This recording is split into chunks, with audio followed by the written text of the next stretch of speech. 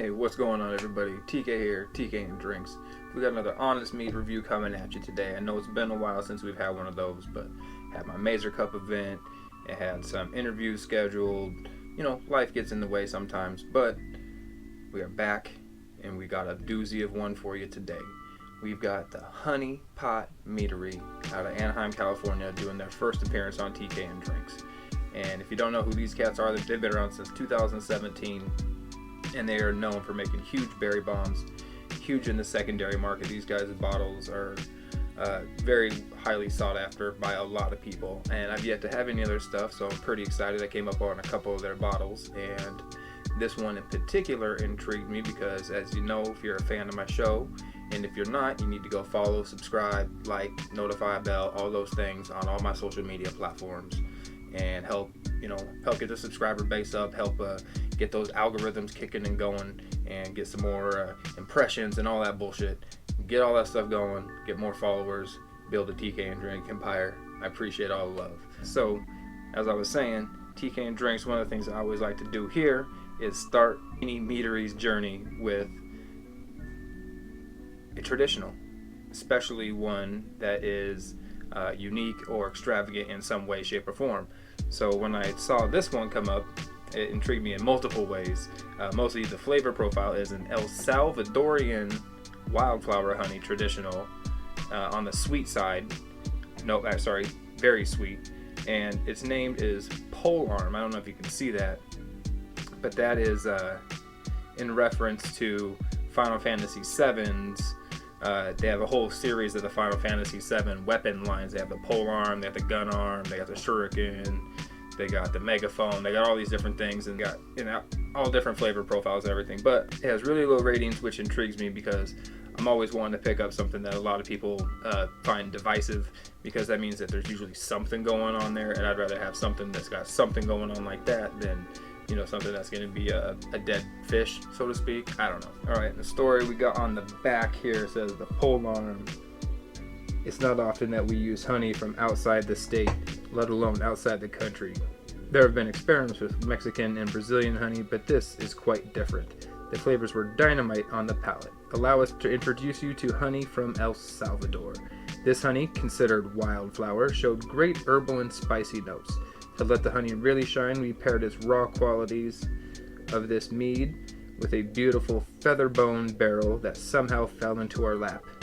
The resulting mead is a unique in and of its own right, and this really turned into something special. The marriage of this naturally herbaceous qualities of the honey with the barrel created a complex sipper that we never expected and we would never be able to recreate again.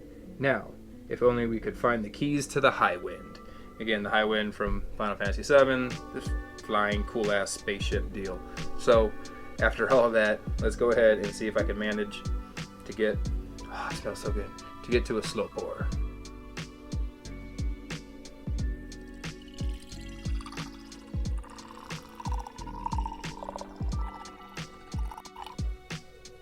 Alright, as you can see, that cool slow pour.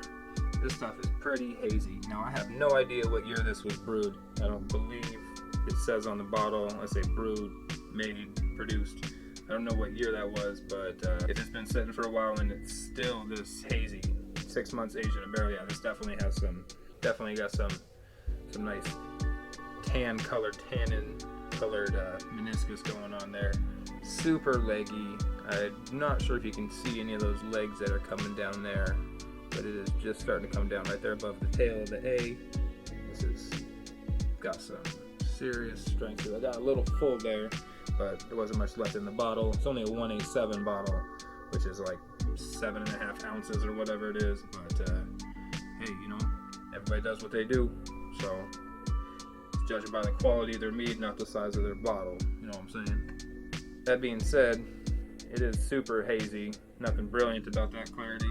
Kind of has the color of like watered down coffee, orangish hue, kind of,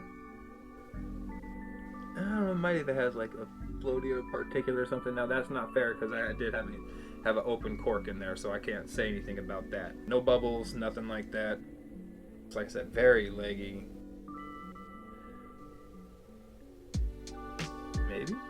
I don't know.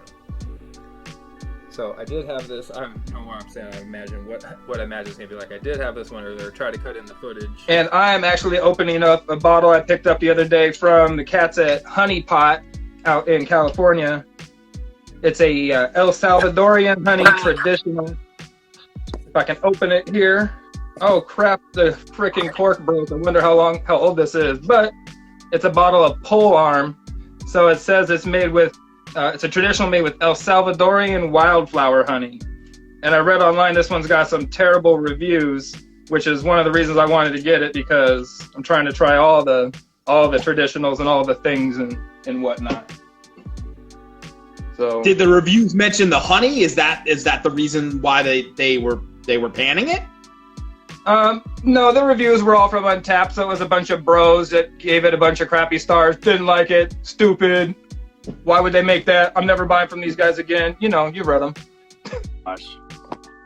So nothing, absolutely nothing, nothing technical or anything like that. Definitely super hazy. It reminds me of like a Zambezi honey or something like a wild, like a bush honey or something. Very earthy and kind of leathery.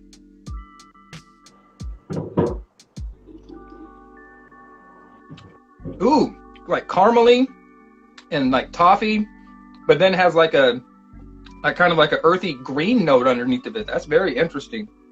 I like that. I can see why people wouldn't, but they're, you know, only there for the berry bombs. Yeah, that sounds unique. Like buckwheat. Like it sounds like something where people can have a love-hate with it. Yeah, very much. There you go. That's a great example. It reminds me very much of like a buckwheat type of honey. But I'm telling you what, it was very unique. Got a lot of negative reviews online for the characteristics, saying it was boozy in the aroma. I don't get boozy at all. I get earthy. I get like that leathery type notes. I get sweet. I get spicy. And if we pull up our aromatics wheel that we've got here, because I tried to do that. This is now the UC Davis traditional wine aroma wheel I'm using, because I got called out for using a different old aroma wheel, which is actually one I got from the BJCP site, so don't give me no shit for that. That was theirs, and whatever. So I'm going to use this UC Davis one, especially now because this is a traditional, so definitely getting some of that spiciness, possibly some cinnamon or cardamom in there. Not so much any nutmeg, but I'm telling you, there's an earthiness in there, and it's not soil, I'm going to call it that like leathery type of earthiness to it, you know, that leather type of aroma, and maybe not so much any wood, not in the aroma, but once we get into that flavor.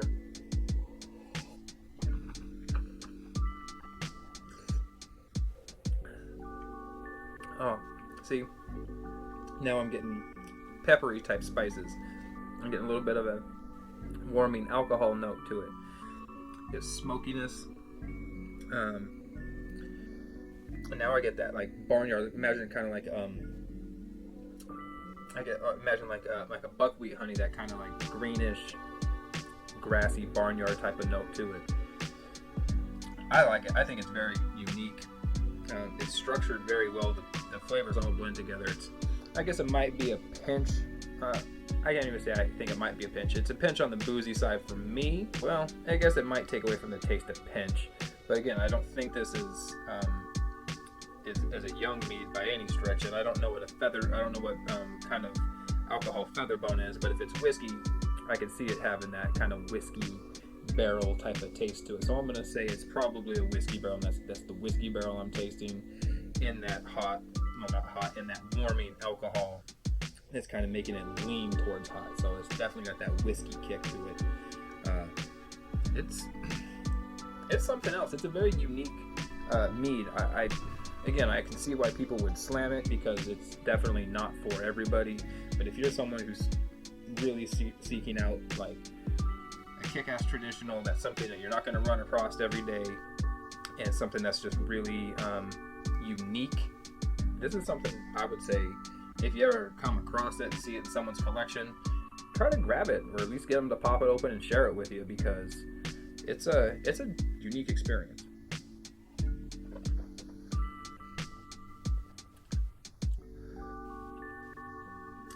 A little bit of astringency in the back. It's very sweet, but it's not cloying. It doesn't have that syrupiness to it. It's got a nice memorable mouthfeel. It lingers and just lingers, but it's not, again, syrupy or cloying. My tongue isn't just coated, and my whole mouth isn't just like that or anything, but the flavor remains. I'm impressed with what I get from these cats here at Honey Pot.